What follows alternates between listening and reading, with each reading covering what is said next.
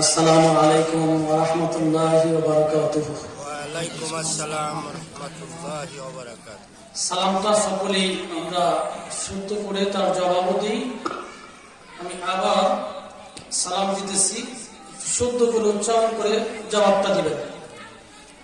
আসসালামু আলাইকুম ওয়া রাহমাতুল্লাহ। ওয়া আলাইকুম আসসালাম ওয়া রাহমাতুল্লাহ। সালামের জবাবটা খুব সুন্দর হয়েছে না? এবং পরিপূর্ণ সওয়াব পাওয়া যাবে। কাউকে যদি দোয়া করা হয়, ওই ব্যক্তির উপর দোয়া পৌঁছার আগেই এতটুকু দোয়া তার নিজের জন্য কাজে লাগে, বলে সুবহানাল্লাহ। আলহামদুলিল্লাহ আলহামদুলিল্লাহ নাহমাদুহু ওয়া নাস্তাঈনুহু ওয়া নাস্তাগফিরুহু ওয়া নু'মিনু বিহি ওয়া নাতাওয়াক্কালু আলাইহি ওয়া না'উযু বিল্লাহি মিন শুরুরি আনফুসিনা ওয়া মিন সাইয়্যাতি আ'মালিনা। মান ইয়াহদিহিল্লাহু ফালা মুদিল্লা লাহু ওয়া মান ইউদ্লিলহু ফালা হাদিয়া লাহু। ونشهد أن لا إله إلا الله وحده لا شريك له ونشهد أن سيدنا ونبينا ومولانا محمدا عبده ورسوله.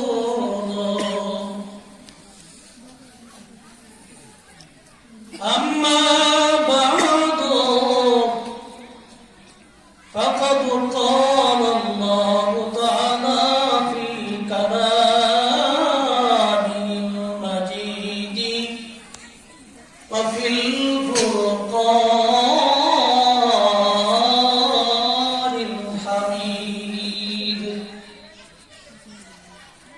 فأعوذ بالله من الشيطان الرجيم.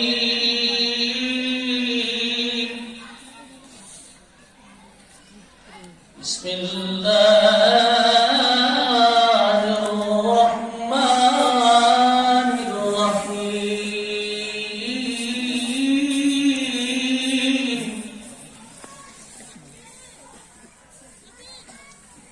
قل إن كنتم تحبون الله فاتبعوني يحببكم الله ويغفر لكم ذنوبكم والله غفور رحيم. وقال تعالى كل نفس بما كسبت رهينة إلا أصحاب اليمين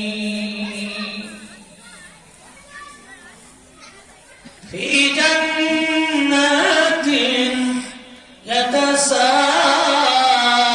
يتساءلون عن المجرمين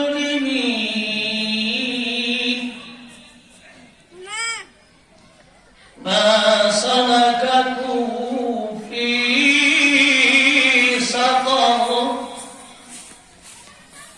قالوا لم نكن من المصلين ولم نكن نطعم المسكين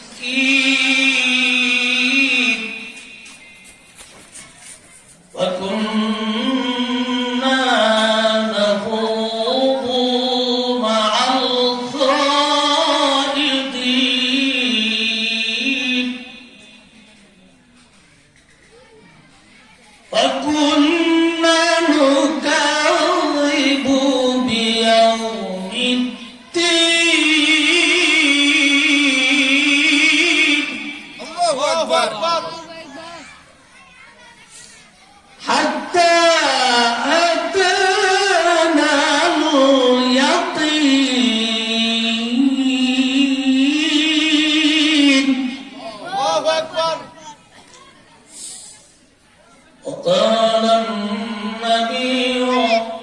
সাল্লাল্লাহু আলাইহি ওয়াসাল্লাম।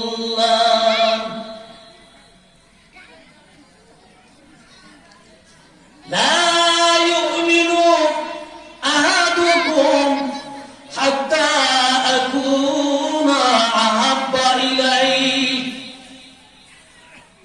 মিন ওয়ালিদিহি ওয়া ওয়ালাদিহি ওয়ান নাসি আজমাইন।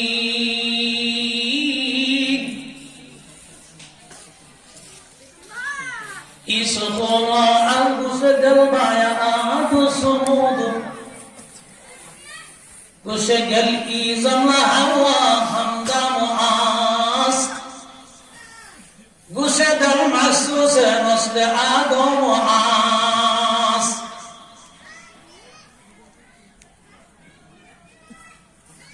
মোহাম্মদ হারিদাস না গুপ্তা তানা গুপ্তা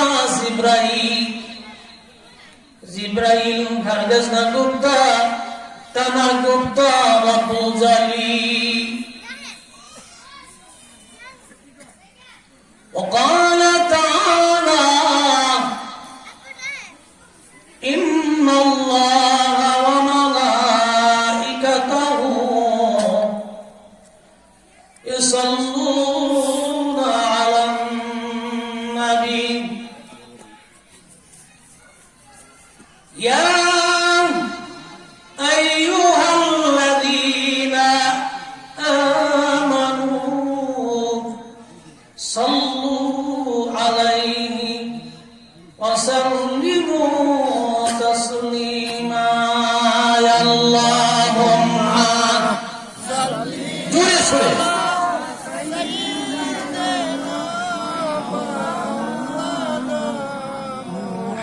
وعلى آل سيدنا مولانا محمد اللهم صل على سيدنا مولانا محمد وعلى آل سيدنا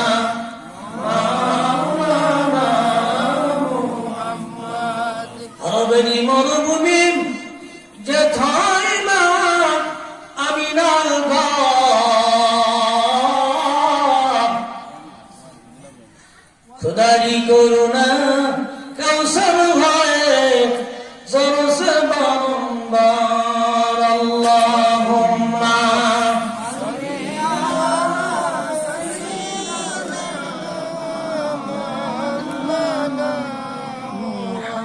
وعلى آل سيدنا مولانا محمد اللهم صل على سيدنا مولانا محمد وعلى آل سيدنا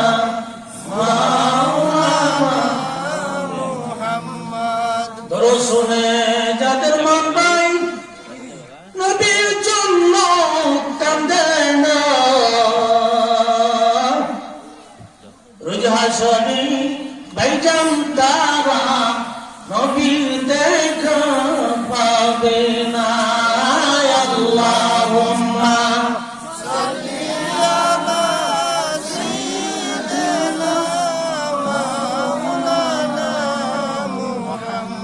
وعلى آل سيدنا مولانا محمد اللهم صل على سيدنا مولانا محمد وعلى آل سيدنا মুসবিলে আনা মিলে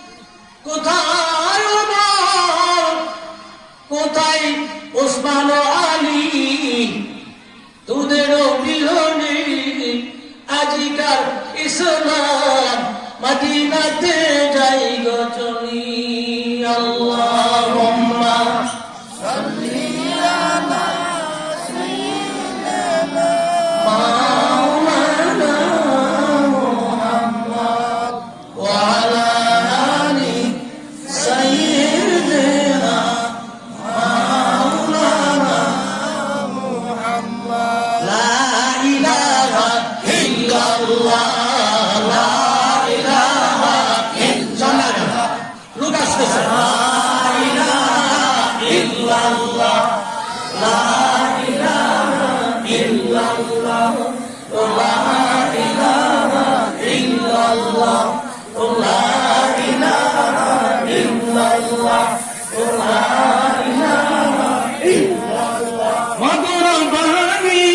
আনিলেন যিনি মধুর বাণী আনিলেন যিনি সে তোমাদের রাসূল আল্লাহ লা ইলাহা ইল্লাল্লাহ লা ইলাহা ইল্লাল্লাহ লা ইলাহা ইল্লাল্লাহ লা ইলাহা ইল্লাল্লাহ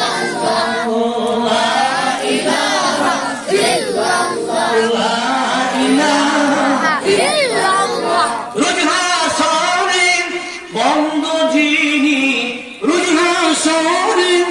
বন্ধ যিনি সে তোমাদের রাসূল আল্লাহ লা ইলাহা ইল্লাল্লাহ লা ইলাহা ইল্লাল্লাহ লা ইলাহা ইল্লাল্লাহ রুজহা শরীর বন্ধ যিনি রুজহা শরীর বন্ধ যিনি সে তোমাদের কাউসার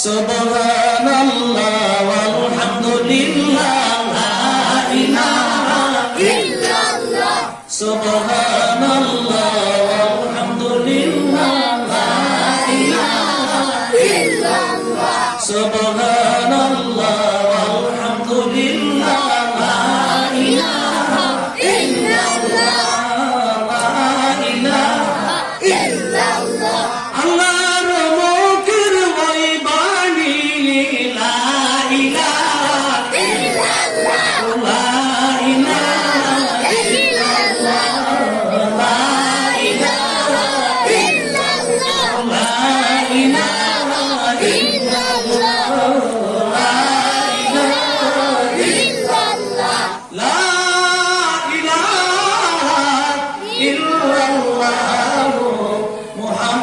মুহাম্মাদুর রাসূলুল্লাহ সাল্লাল্লাহু আলাইহি ওয়াসাল্লাম মুহতারাম মুআজ্জাজ আজকে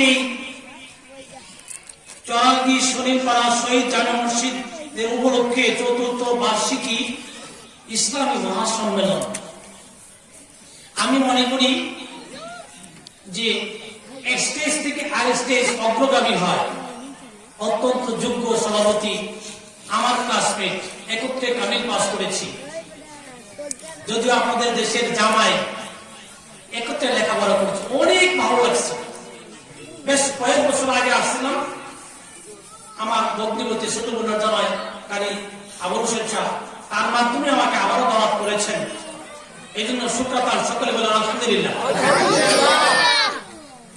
সভাপতি সাহেব এত সুন্দর কথা বলেছেন নিশ্চয়ই প্রত্যেকটা লোক বাড়ি থেকে বলে আসছে সাবাত যায় ঠিক না এরপরে যদি কোনো ব্যক্তি দোকানে চা খাইয়া আড্ডা মাইরা আলাপ করে ফেরত যা তাইলে সে কি এই কথা যায় বললে এটা কি ঠিক হবে কথাটা আজ আমি সবার গেছিলাম আল্লাহ পাক আপনাদেরকে এইখানে সামিয়ানের নিচে আসা বসার যে সুযোগ দিয়েছেন হাসরের মধ্যে আরশের ছায়ার নিচে স্থান দিবেন।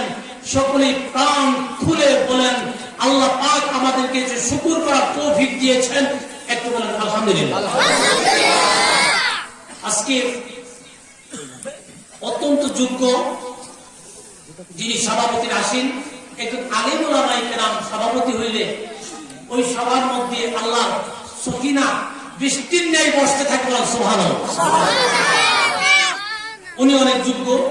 সরকারি সভা মজিবুর রহমান দাখিল মাদ্রাসা 18 দিন দশরা, আমার মনে হয় মজিবুর রহমান ওনার কেউ নিশ্চয়ই ওনার বড় ভাই। এখন চিন্তা করেন, আমি ওনার সাথে আলাপ করেছি, সকল প্রকার দিক থেকে তাদের বাড়িতে মাদ্রাসা থেকে শুরু করে মসজিদ থেকে শুরু করে আনুষঙ্গিক ইসলামী একটা জলসা করলে যতটুকু প্রয়োজন যোগ্য লোক তাদের ভিতরে আছে। এই জন্য আমি একটু শুকরিয়া আদায় করে নিলাম। জনাব মাসুদুজ্জামান মাসুদ সাহেব, উনি খুব স্বনামধন্য মানুষ।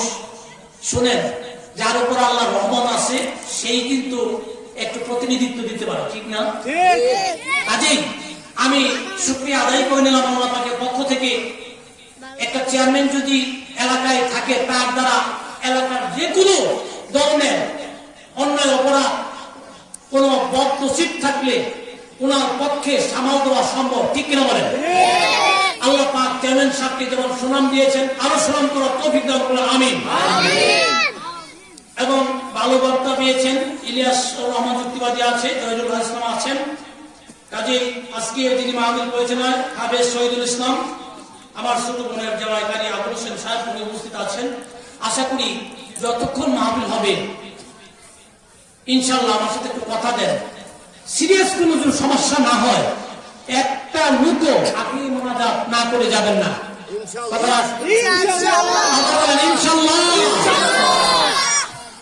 আমি এই কথা রেখি আমি আমার ওয়াজ শুরু করতে যাই। পুরুষদের ওয়াজের সঙ্গে মহিলাদের ওয়াজও আমি করব। আশা করি একেবারে চুপ হয়ে যাবেন। কোন ছোট ছেলে যদি লড়ে হাতি সারা দিবেন, ঠিক না? কেউ যেন হট্টগোল করতে না পারে। আল্লাহ রাসূলের কথা হইলে ফেরেশতা চারদিকে ঘিরাও করে আসে, বলেন সুবহানাল্লাহ। আমি বলেছিলাম, কুল ইন কুনতুম তুহিব্বুনাল্লাহা ফাত্তাবিউনি ইউহিব্বুকুমুল্লাহ ওয়া ইয়াগফির লাকুম যুনুবাকুম আল্লাহু গফুরুর রহিম। রব্বুল আলামিন বলেন, হে নবী মুহাম্মদ, আমার বন্ধু, আপনি লোকদেরকে বলে দাও, আপনি লোকদেরকে বলে দেন, তোমরা যদি আল্লাহকে ভালোবাসতে চাও তাহলে আমার অনুসরণ করা, ফাত্তাবিউনি ইউহিব্বুকুমুল্লাহ, তাহলে আল্লাহ তোমাদেরকে ভালোবাসবেন, ওয়া ইয়াগফির লাকুম যুনুবাকুম, তোমাদের গুনাহ সমূহ মাফ করে দেবেন, সুবহানাল্লাহ, আল্লাহু গফুরুর রহিম। এইখানে যারা এসেছি গুনাহ মাফ চাই কিনা? চাই। রব্বুল আলামিন বলেন, কে রে চোরাঙ্গি শনিপাড়া শহীদ জামে মসজিদে আঙ্গিনা একটা সবাই বসে আছে, যে সবাটা নাম মাত্র যারা টাকা পয়সা দিয়ে সহযোগিতা করেছেন, যে পুরুষ এবং মহিলারা সবার কাছে সার্বিক সহযোগিতা করেছেন, ফেরেশতারা আর নাম, তার বাবা মার নাম সহকারে আল্লাহ ডায়েরিতে লিখে এমন ভাবে রেখে দিয়েছেন, যখন আপনার আমলনামা দেওয়া হবে, ওই আমলনামার মধ্যে দেখতে পাবেন এই মাহফিলের যতটুকু সময় ছিলেন ততটুকু সময় আর সময় আল্লাহ ছায়ার নিচে আপনার স্থান হয়ে যাবে, ঠিক তাই নয়? নবী বলেন, লা ইউমিনু আহাদুকুম হাত্তা কুনা আহাব্বা ইলাইহি বিওয়ালিদিহি ওয়া ওয়ালাদিহি ওয়ান নাস আজমাইন। তোমরা যারা নবীকে ভালোবাসতে চাও, লা ইউমিনু আহাদুকুম, তোমাদের কেউ মুমিন হতে পারো না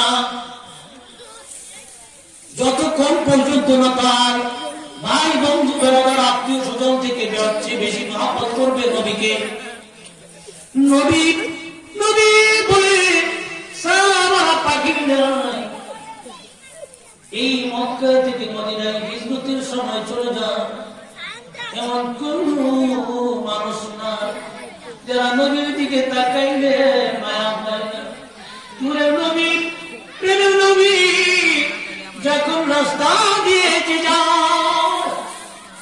ওই নবী চেহারার দিকে তাকাইলে দুজকের আগুন হারাম হয়ে যাও। সাহাবারা সকলেই জান্নাতি, ওই সাহাবাদেরকে যারা দেখেছে তারাও জান্নাতি।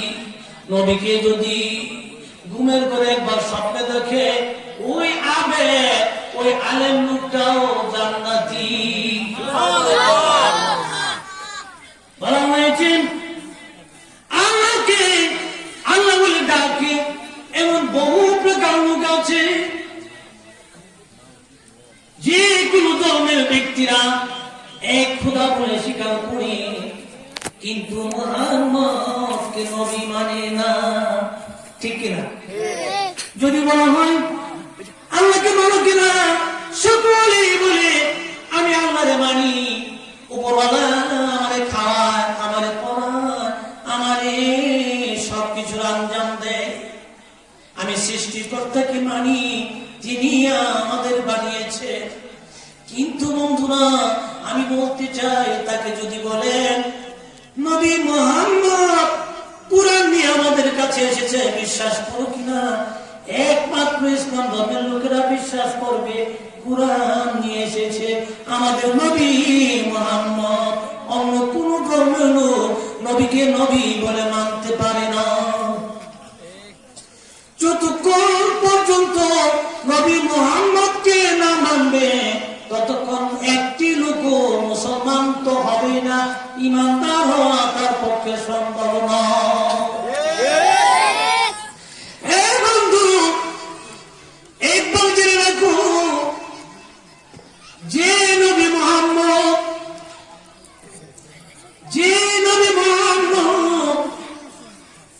এই মক্কার পরে জন্মগ্রহণ করার পরে নবীকে পৃথিবীর মানুষে আলামিন বলেন ডাকো।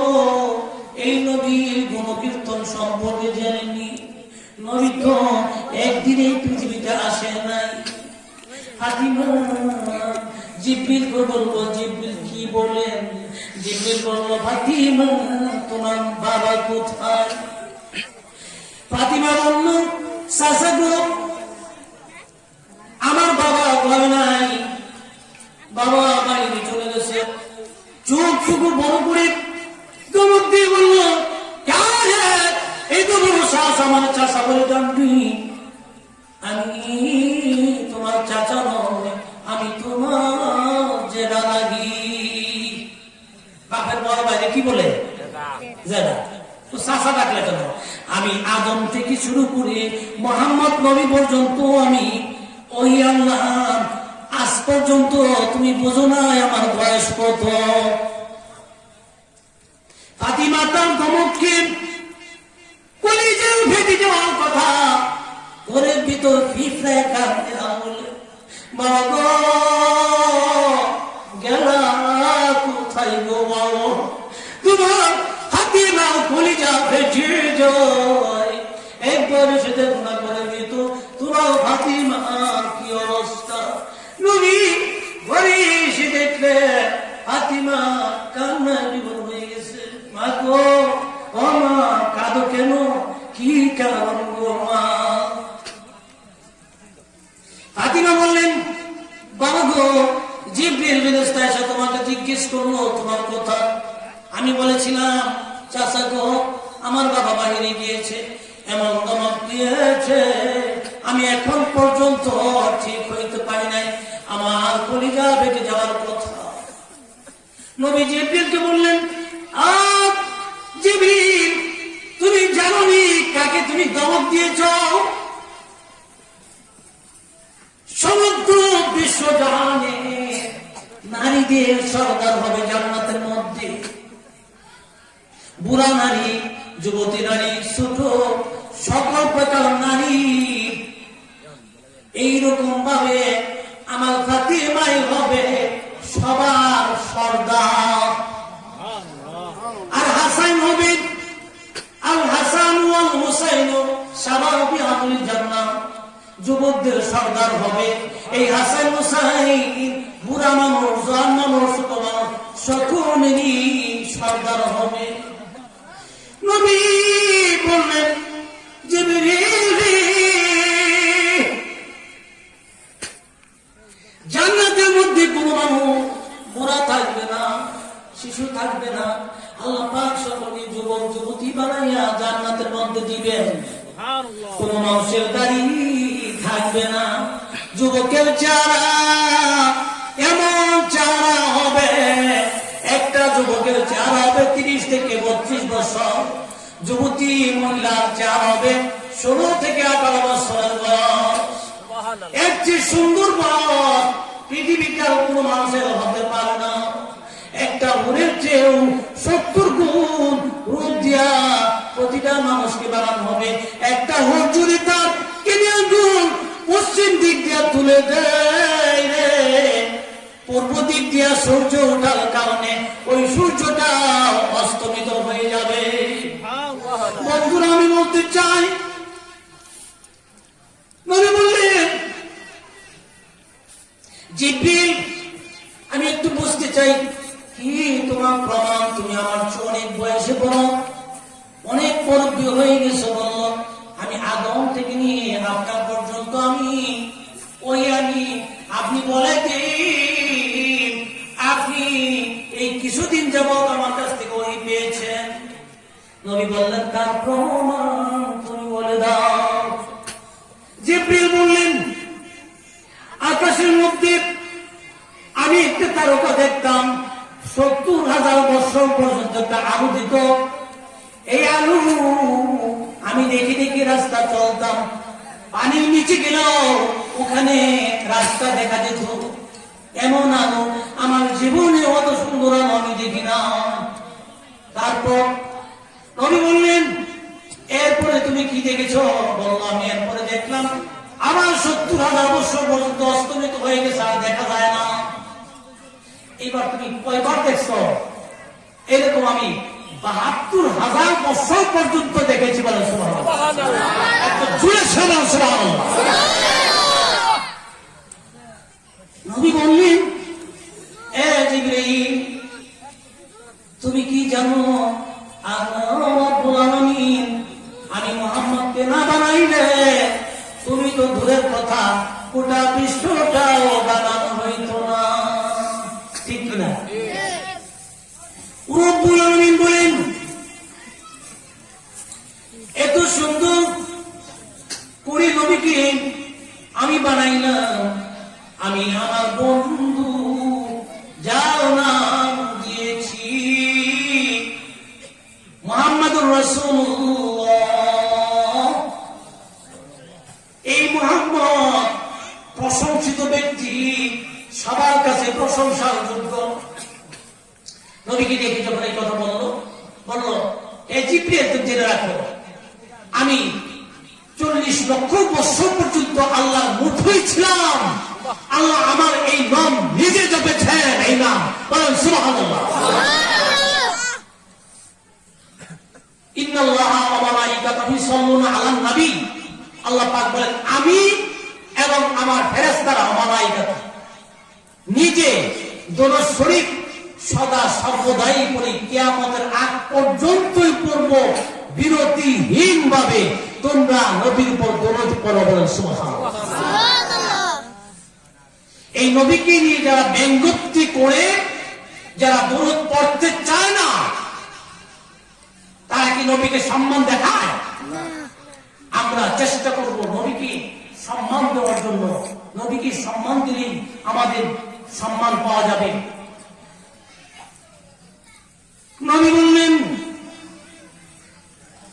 হে জিবরিল তুমি জানো না আল্লাহ পাক আমাকে ময়ূরের আকারে বানাইয়া দীর্ঘদিন রাখলেন। আমার এই কুয়ার ভিতর রেখে আমার ময়ূর বানাইয়া আল্লাহ পাক আমাকে রেখে দিলেন। সর্বশেষ আকাশের মধ্যে দিয়া বললেন, তোমার দ্বারা আমি এলাকা, আমি বিশ্ব ব্রহ্মাণ্ড আলোকিত করে দিয়েছি। আমি ছিলাম সে মুহাম্মদ, আমি 70 বছর পর্যন্ত আকাশের মধ্যে ছিলাম, আবার 70 বছর পর্যন্ত আমি আল্লাহ তাআলার কুদরতের কোলে বসেছিলাম। বলেন না সুবহানাল্লাহ। আমি সেই মুহাম্মদ জিবরিল নবীজির পায়ে পড়ে বলেন, নবী গো আমার বেয়াদবি হয়ে গেছে, নবী গো আমি একটা অর্ডারের মালিক আল্লাহ পাকের কাছ থেকে পেয়েছি, নবী গো আমি বুঝি নাই আপনার মর্যাদা এত বেশি গো নবী। এই কথা শুনি জিবরিল নবীকে ইঙ্গিত দিয়ে বললেন, কে গো? আকাশের ফেরেশতারা গো, একবার জেনে রাখো আকাশের ফেরেশতারা যে নবীজি আলোকে আলোকিত হয়ে জোনাকে জ্বলেছে, যে নবী আলোকে আলোকিত পরে এই নবীর মাধ্যমে এই পৃথিবীর বুকে আল্লাহ রাব্বুল আলামিন এই জিবরিলকে বলে দিলেন, ফাতিমাকে তুমি কষ্ট দিও না, ফাতিমা আমার কলিজার টুকরা, যারা আমার ফাতিমাকে কষ্ট দিবে সেজন্য আমার কলিজায় আঘাত করলো, যারা একমাত্র পরেশগার আলেম আবেদ মুমিন তারা কোনদিন মহিলাদেরকে অবজ্ঞা করে না, অবহেলা করে না। রব্বুল আলামিন বলে দিয়েছেন, নবী গো বলে দাও যার একটি মাত্র সন্তান মেয়ে হয়ে গেছে সেই জন্য ধৈর্য ধারণ করে, দুটি সন্তান মেয়ে হয়ে যায় সেই জন্য আরো ধৈর্য ধারণ করে, তিনটি সন্তান তৃতীয় সন্তান যদি তার মেয়ে হয়ে যায় তারপরে যদি সে ধৈর্য ধারণ করে, আর একটি সন্তান না হয় সে লালন পালন করে বরণ পোষণ করে বিয়ে শাদী দেয়, আল্লাহ রাব্বুল আলামিন বলবেন, হে নেককার বান্দা জান্নাতের 3টা রাস্তা দিয়েছি, 1 নম্বর স্তর, 2 নম্বর স্তর, 3 নম্বর স্তর, যেখান দিয়ে মনে চাইবো তুমি সেইখান দিয়ে জান্নাতে প্রবেশ করো। কিন্তু পৃথিবীর বুকে বড় কাছে সন্তানের মা হয়, সন্তানের বাবা হয়, ছেলে যদি না হয় বাবা মা চিৎকার দিয়ে আল্লাহকে অভিশাপ দেয়, কে গো খোদা তুমি কি করলা, আমারে তুমি ছেলে দাও নাই কেন, কত বকাবকি করে কত ধরনের অভিশাপ দেয়। আল্লাহ পাক বলেন, ছেলে মেয়ের মালিক তুমি হইলা কিন্তু তুমি কবরে যাইবানি, তুমি পৃথিবীর বুকে থাকতে পারবানি। একবার ভেবে দেখো এই পৃথিবী থাকার জায়গা নয়, থাকার জায়গা নয়। আজ দুনিয়া মুসাফির খানা, কবর আখের ঠিকানা, आज भी जाना कल भी जाना सब भी जाने वाले हैं, बाप के आगे बेटा जाती है, बेटा के आगे बाप जाता है, ये अल्लाह की कुदरत है। आने के लिए सीरियल है, जाने के लिए कोई सीरियल नहीं, ठीक क्या बोले? आप বিশ্বের মানুষেরা একবার জেনে রাখো এই সরাইবির মতো জায়গা আমি বলেছিলাম এমন একজন যোগ্য নেতৃত্বের অধিকারী যিনি হাকিম হয়, এলাকার চেয়ারম্যান হয়, ও রব্বুল আলামিন এই চেয়ারম্যানকে তুমি আরো হায়াত বাড়াইয়া দিও, তার দ্বারা ইসলামের চর্চা আরো বেশি বেশি করার তৌফিক দিও, যারা সহযোগিতা করেছে আল্লাহ সকলকে আল্লাহ তুমি মাফ করে দিও। ও রব্বুল আলামিন কার মা নাই, কার বাবা নাই, রব্বুল আলামিন আশেপাশে যতগুলি কবর আছে আল্লাহ প্রতিটা কবরের আযাব তুমি মাফ করে দিও আল্লাহ গো। এই প্রত্যেকটা লোককে ঈমানদার বানাইও আল্লাহ, এই সমস্ত মানুষের পক্ষ থেকে আরো নতুন নতুন হাফেজ বানাইও, আলেম বানাইও, এই মাহফিলে বসে নিয়ত করা তৌফিক দাও আল্লাহ গো। আমি আমার সন্তানকে হাফেজ বানাবো, আমার সন্তানকে মাওলানা মৌলভী বানাইয়া হাফেজকারী বানাইয়া যোগ্য বানাইয়া রাখবো। আমার মৃত্যুর পরে যেন আমার জানাজার নামাজ পড়তে পারবে। সবাই কথা কাজে আসি কিনা বলেন? ও রব্বুল আলামিন, মাবুদ রে, আমি বলতেছিলাম আমরা শুধু সন্তান সন্তান চাই। নবীজিও তো ছেলে সন্তান হয়েছিল, ঠিক কিনা বলেন? নবী আতর গরিব, ছেলেরা মারা যায়, শুধু তিনি মেয়েদেরকে নিয়ে শান্তি পেয়েছেন যে নবীদের কথা শুনলে আশ্চর্যান্বিত হয়ে যাবেন। নবী বলেছেন গো, পৃথিবীর কে গো পুরুষ মহিলারা একবার জেনে রাখো, আমি মুহাম্মদ, আমি মক্কা থেকে যখন মদিনায় যাই, মক্কা তায়েফের মানুষেরা মানে অত্যাচার করলেও মদিনার মানুষেরা আমাকে অত্যাচার করে না। মদিনার মহিলারা শিশুরাও নিশান পতাকা নিয়ে মদিনার রাস্তা দুধারে ধারে দাঁড়াইয়া বলতে লাগলো, তলা বাদরু আলাইনা মিন সানিয়াতিল বিদাই ওয়াজাবা শুকরু আলাইনা মাদা লিল্লাহি দাই ইয়া নবী সালামু আলাইকা ইয়া রাসূল সালামু আলাইকা ইয়া হাবিব সালামু আলাইকা সালাওয়াতুল্লাহ আলাইকা।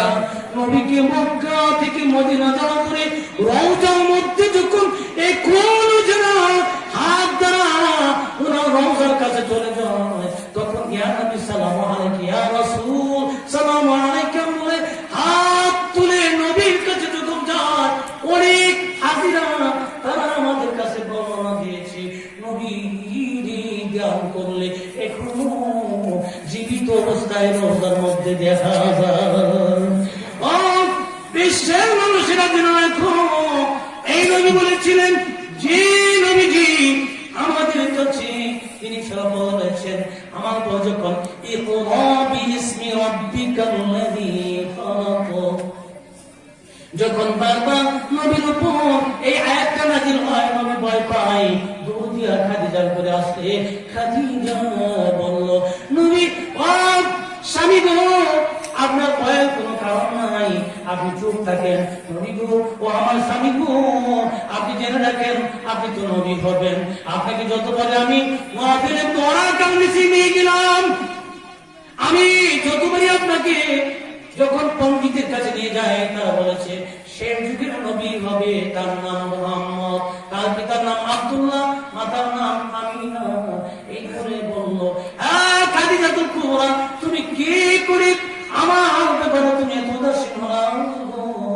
তুমি প্রথমে আবু তালিবের কাছে যখন প্রস্তাব দাও বিয়ে করার জন্য, আমি একটা প্রস্তাবেও রাজি হই নাই, আমি রাজি না হইলে বলে দাও আমার চাচাও রাজি হয় নাই।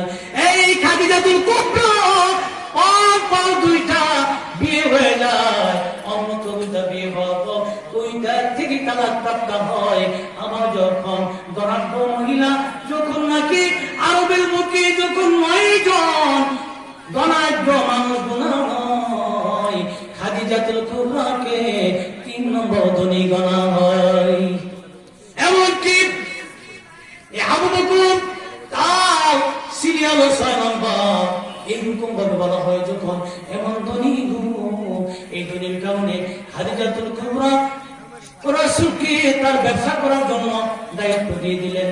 রাসূল যখন হঠাৎ করে বললেন, হে খাদিজা, আমি তোমার ব্যবসা করতে রাজি, একটা শর্ত, আমি যখন আমার মাওলার ইবাদত করব তুমি বাধা দিতে পারবে না। কি করতে পারবে না? বাধা দিতে পারবে না। খাদিজা বলল, ঠিক আছে, যখন তুমি তোমার ব্যবসা করবে, তুমি যখন তোমার কাজ করবে, আমি বাধা দেব না। আমার যতটুকু কাজ তুমি শেষ করলে আমার কোনো আপত্তি না।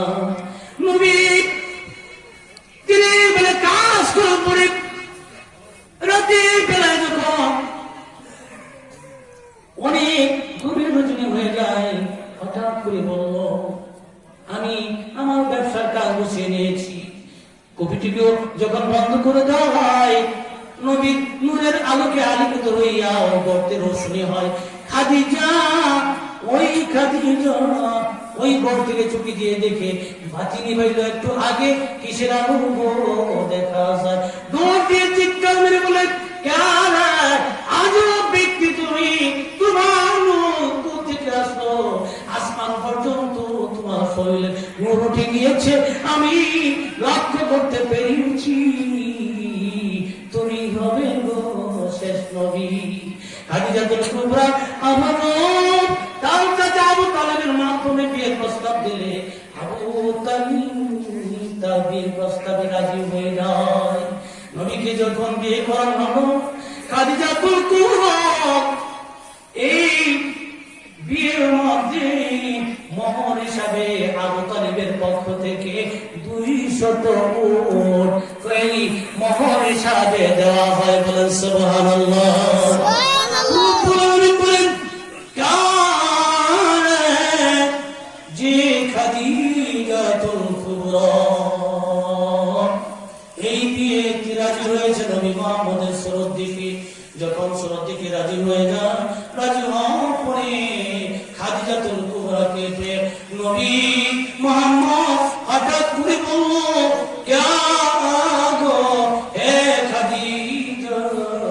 আমার উপর যখন ওহী নাযিল হয় তুমি কোনো ভয় পেও না।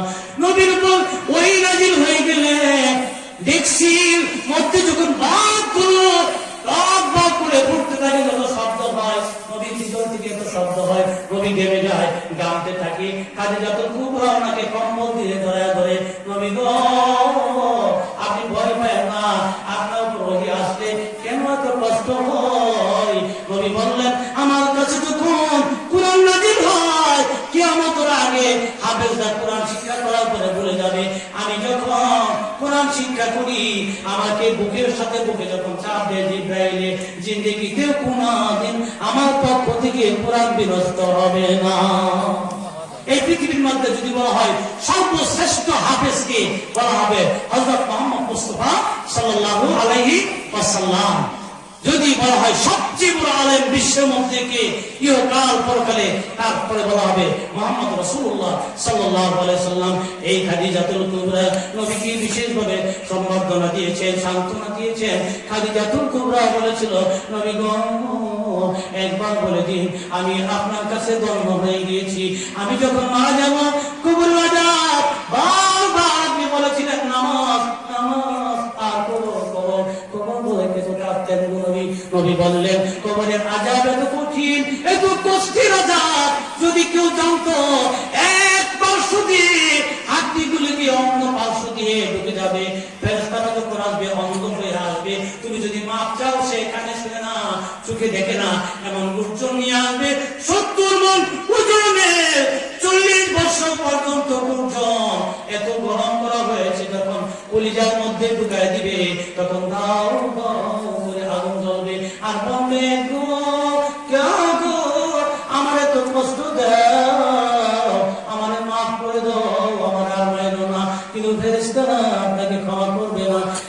এই খাদিজাতুল কুবরা বলল, নবী গো একটা কথা দেন, আমার যখন কবর রাখবেন, আমার কবর রাখার পরে যতক্ষণ পর্যন্ত না সওয়াল জবাব না হবে, ততক্ষণ পর্যন্ত আপনি আমাকে রেখে কোথাও যাবেন না।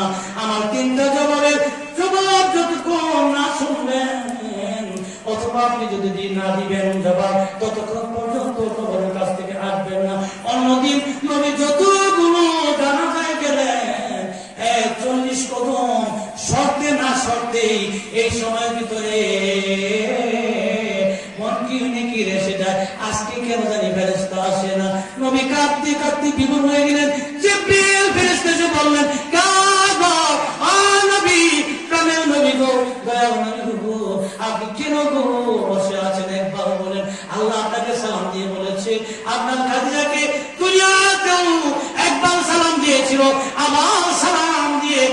আপনাকে জানিয়ে দিয়েছে খাদিজাতুল কুবরা সালামের জবাব, কবরের জবাব আপনাকে দিতে হবে না, স্বয়ং আল্লাহ রাব্বুল আলামিন নিজে আপনার খাদিজার কবরের 3টা প্রশ্নের জবাব দিয়ে দিয়েছে। সুবহানাল্লাহ।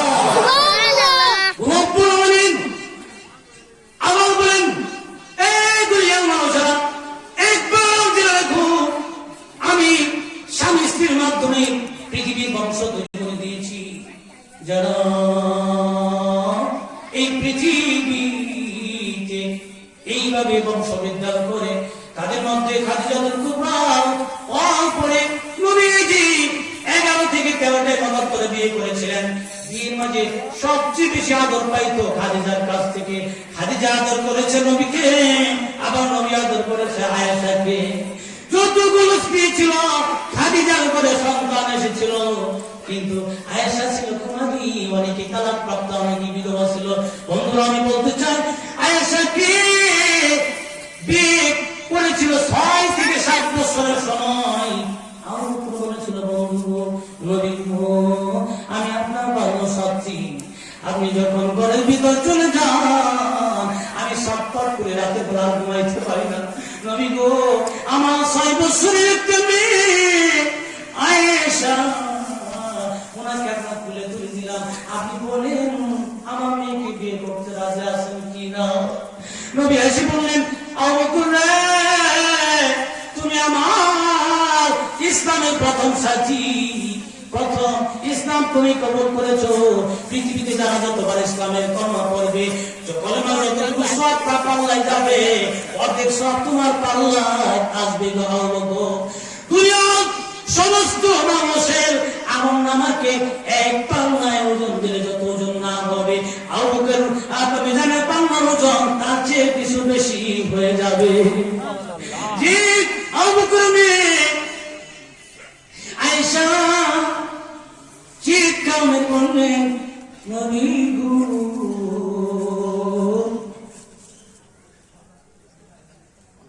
নবী গো, আপনি আমারে যে এত আদর করেন আমি বলতে পারি না।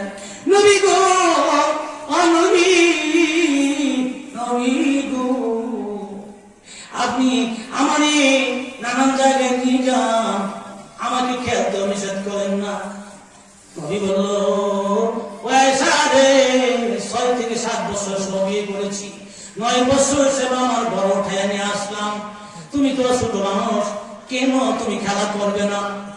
যখন মক্কায় এরকম ভাবে নবী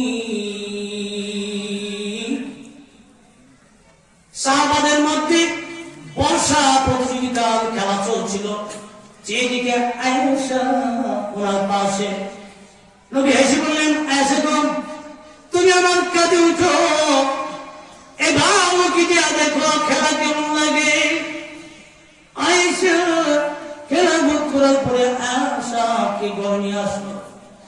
আয়েশা বলল, নবী, জীবনে বহু দেখেছি আপনাকে, নবী, আজকে রাতের বেলায় আপনাকে আমি একটু দেখতে চাই। প্রাণ খুলে আকাশের তারকার দিকে তাকায় আর বলে, নবী, আকাশের তারকার দিকে যখন তাকায় এত বেশি আলো, যখন আপনার দিকে তাকায় তার চেয়ে বেশি আলো আপনার কাছে। নবী, নবী, আপনার আলো কোথেকে আসলো? এই নূর কিসের তৈরি গো নবী? ও নবী, নূর আলা নূর, এটা নূরের উপর আলো নূর গো নবী। বললো, নবী গো, আমি তো ছোট মানুষ, আপনি তো বয়স্ক লোক, আমার বয়স যখন এত কম বয়স 9 বছর, আপনি 50 বছরের পর মানুষের কাছে বিয়ে বসলাম, নবী গো, আমার তো মন চায় একটু খেলাধুলা করতে। নবী বললেন, আয়েশা রে, কি করতে চাও? নবী বললেন, আয়েশা, এবার বলো কি করতে চাও গো আয়েশা? নবী বললেন, আয়েশা গো, তুমি যা বলো আমি তাই করবো। আয়েশা বলল, এই লম্বা উঠানটা আপনার সঙ্গে আমি একটা দৌড় দিতে চাই, দৌড় প্রতিযোগিতা চলবে, দেখি কে প্রথম হয়, কে দ্বিতীয়। দেখেন স্বামী স্ত্রী কি মহব্বত। নবী প্রথম দৌড়ে উঠানের মাঝখানে যেতে হযরত আয়েশা উঠানের শেষ মাথায় যে দুটা একটা হাত তালি দিয়ে বলেন, নবী গো, বুড়া মানুষ কি কখনো যুবতী মেয়ের সঙ্গে পারতে পারে? নবী লজ্জা পেয়ে গেছে না? নবী কয়, ফাতিমার মতো অনেক আমার সুনামধন্য মহিলা আছে যারা বেহেশতে সর্দারনি হবে, আমার ফাতিমাও কোনোদিন আমার ঠকাইতে পারে না।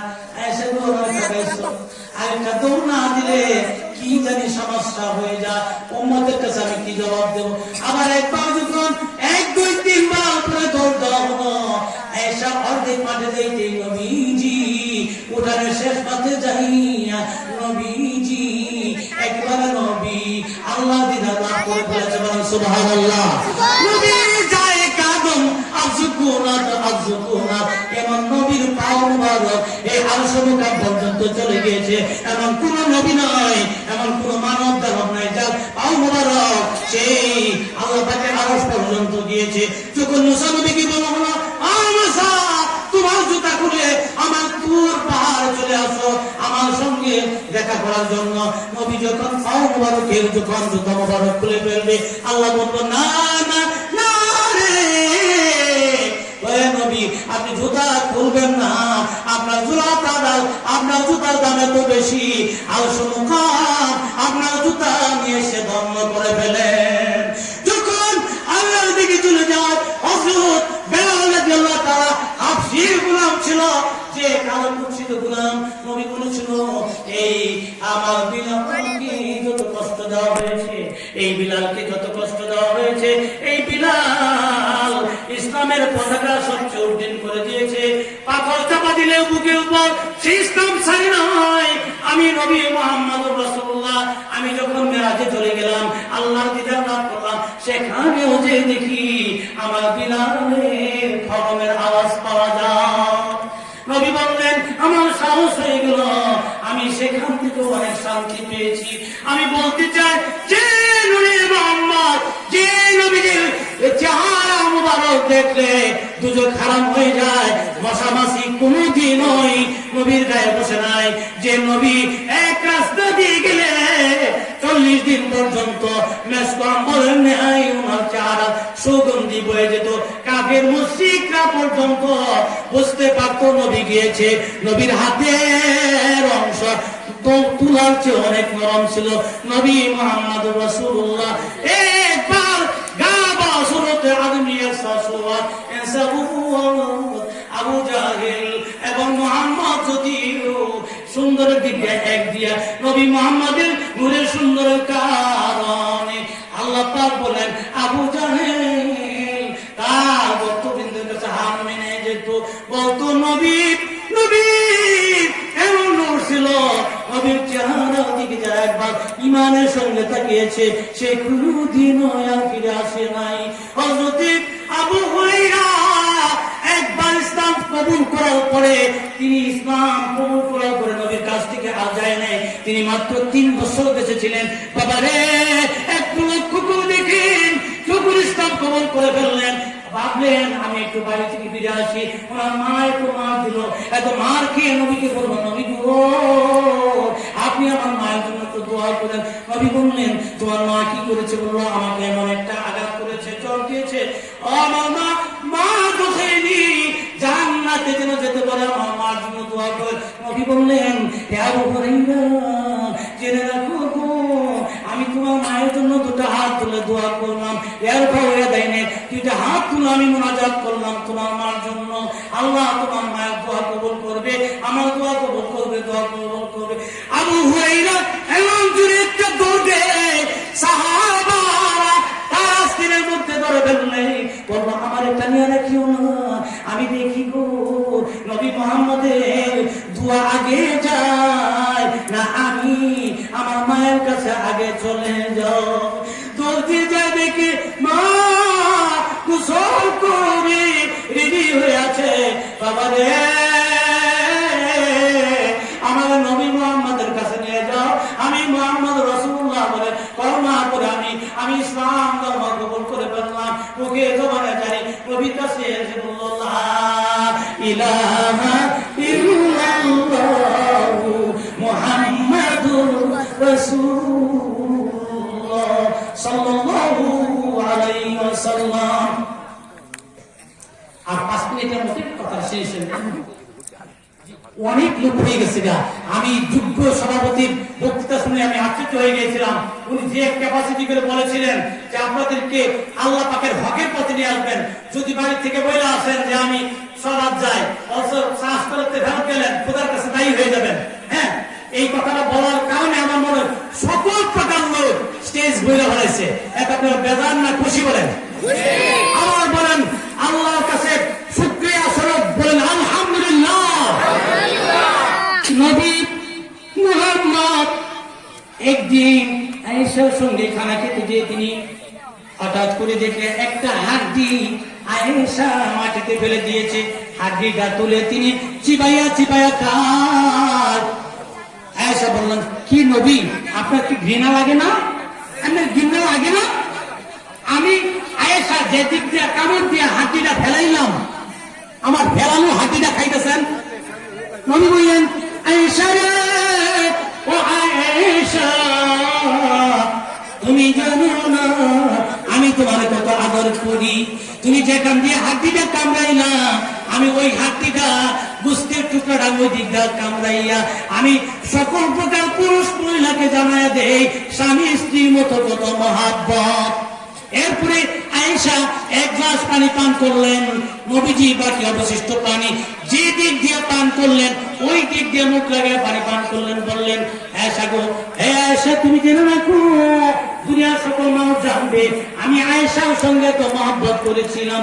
যেন স্বামী স্ত্রীর মধ্যে মহব্বত থাকবে, আমি আয়েশা এবং খাদিজার মতো যত মহব্বত, এই মহব্বতের কারণে তারা দুইজন জান্নাতে চলে যাবে। বলেন সুবহানাল্লাহ। একটু আপনারা জায়গা করে দেন, আসতে দেন।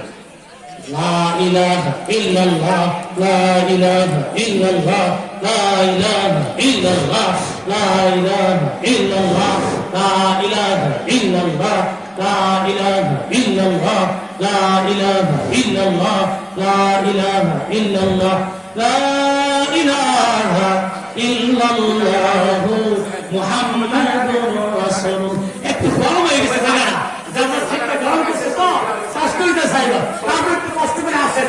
আরেকটা বন্ধুর যদি জায়গা দিতে পারেন, সে আজটা শুনতে পারে, সবটা আপনি পাবেন, দ্বিগুণ সব পাবেন। একটা গায়ে আসেন, হ্যাঁ, একটা গায়ে বসেন। মদিনারি বুলবুল নবী রাসূলুল্লাহ, মদিনারি বুলবুল নবী রাসূলুল্লাহ, খুশি হয়ে পাইলেন নিজে মাবুদ আল্লাহ।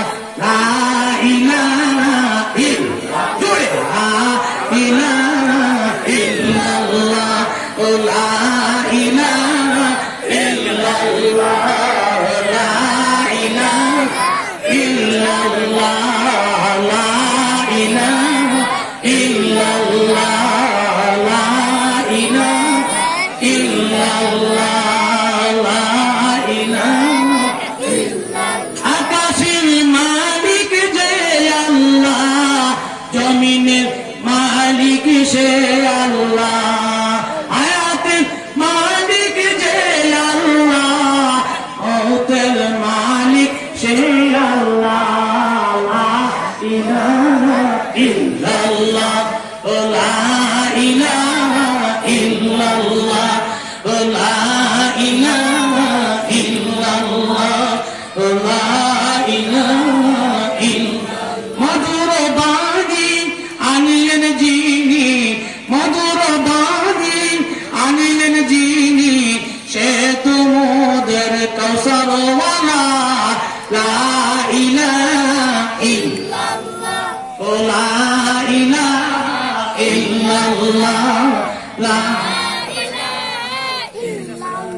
লা ইলাহা ইল্লাল্লাহ, লা ইলাহা ইল্লাল্লাহ, লা ইলাহা ইল্লাল্লাহ। নবী চিৎকার করে বলেন, যারা আমার কোরআন এবং হাদিস ধরে রাখবে তারা কোনো পথভ্রষ্ট হবে না।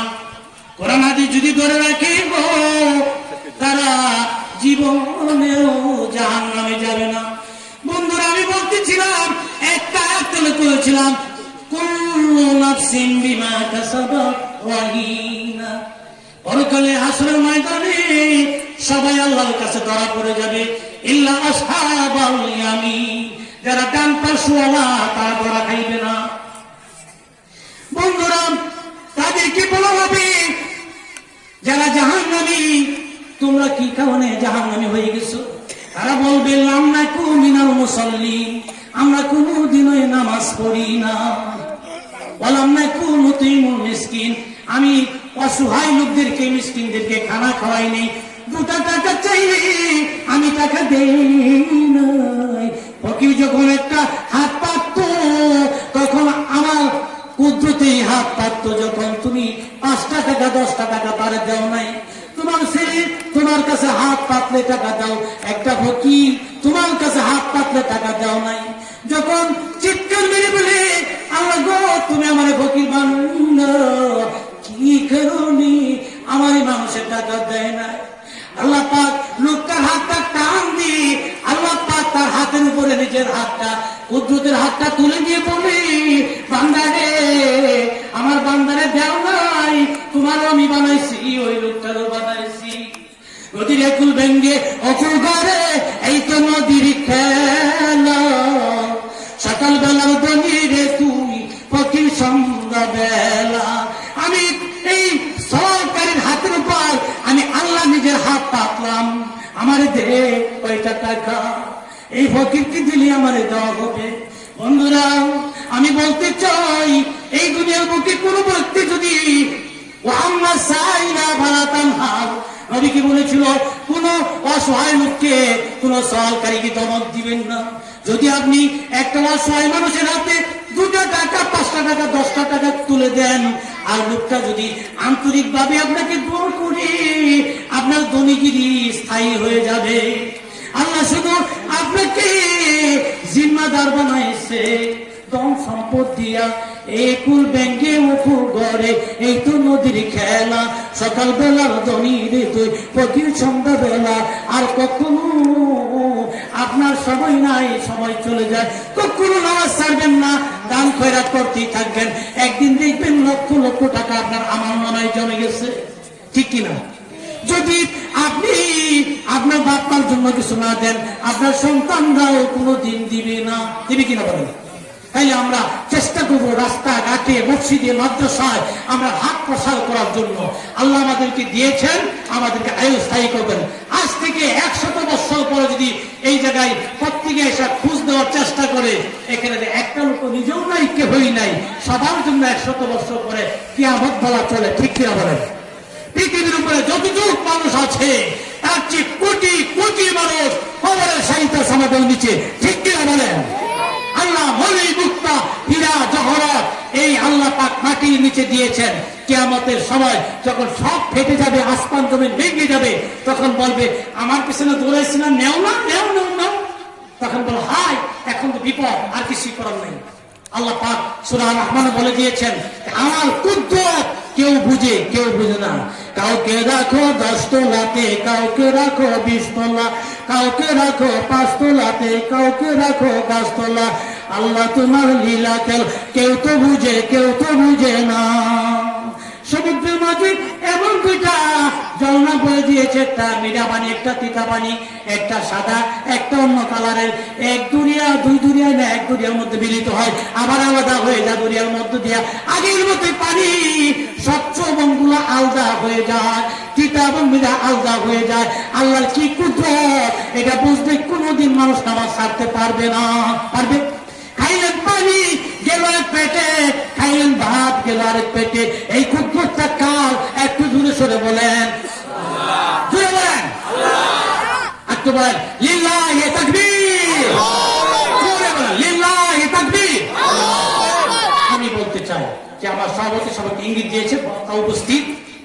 আমি বলতে চাই আলেম ওলামায়ে যা বলেন কোরআন হাদিস থেকে যদি কথাটি হয়, প্রত্যেকটা কথা আমি নিজেও আমল করার চেষ্টা করি, বক্তারা আমল করার চেষ্টা করি। আমরা প্রত্যেকেই আমল করতে রাজি আছি কিনা বলেন? একটা হাত তুলে বলেন লিল্লাহি তাকবীর, লিল্লাহি তাকবীর। আলহামদুলিল্লাহ, আমি আমার অনেক কথার মধ্যে একটু স্পিড দিয়েছি, কম দিয়েছি, আমার ত্রুটি বিচ্যুতি থাকতে পারে। আমি আপনাদের মেহমান হিসেবে আসছিলাম, অনেক বছর আগে আমি সময় আসলাম এখানে। আমার ছোট বোনের জামাই ভগ্নিপতি কারি আবুল হুজুর জাহাসুদ্দিন, ওনার মাধ্যমে আমাকে দাওয়াত করেছেন। আগামীকাল আমার 3 দিন ব্যাপী সম্মেলনের শেষ দিনে আমার দাওয়াত, বিউনিয়া বাজারের সম্মেলন, ওখানে আমার দাওয়াত আছে। এইটা ডেটটা মিল ছিল, পিছাইছে। এখানে আমার জন্য দোয়া করবেন, আল্লাহ যেন আমাকে কোরআন হাদিসের ওয়াজ আপনাদের কাছে আরো সুযোগ পেলে শোনানোর তৌফিক দান করেন। আমি যেন আপনাদের কাছে আসতে পারি। আমি যে সমস্ত জায়গায় যাই, আল্লাহ পাক যেন আমার হায়াত দারাজ করেন, ইমানে হায়াত দারাজ, হায়াতে তয়্যিবা। আল্লাহ কাছে হায়াত চাইতে পারো, কিছুদিন ধরে হায়াত পাইয়া বেশি ইবাদত বন্দেগী করতে পারে, এই হায়াত চাওয়া জায়েজ আছে। চাইবেন, বাপ মার খেদমত করবেন, স্বামী স্ত্রী মিল থাকবেন। মৃত্যু আপনার নাগালে যে কোনো মুহূর্তে যে কেউ মরতে পারে। বলছিলাম না, বাপ মার কোনো সিরিয়াল নাই, সন্তানের সিরিয়াল নাই, যে কেউ মারা যেতে পারে। আমরা আজ থেকে প্ল্যান করি, বাপ মার সাথে বেয়াদবি করবো না, স্বামী স্ত্রী ভালো ব্যবহার করবো, সন্তানের হক আদায় করবেন, সন্তান বাপ্পার হক আদায় করবে, প্রতিবেশী হক আদায় করতে পারি। আখিরি দাওয়ানা আলহামদুলিল্লাহি রাব্বিল আলামিন। আসসালামু আলাইকুম ওয়া রাহমাতুল্লাহি ওয়া বারাকাতুহু।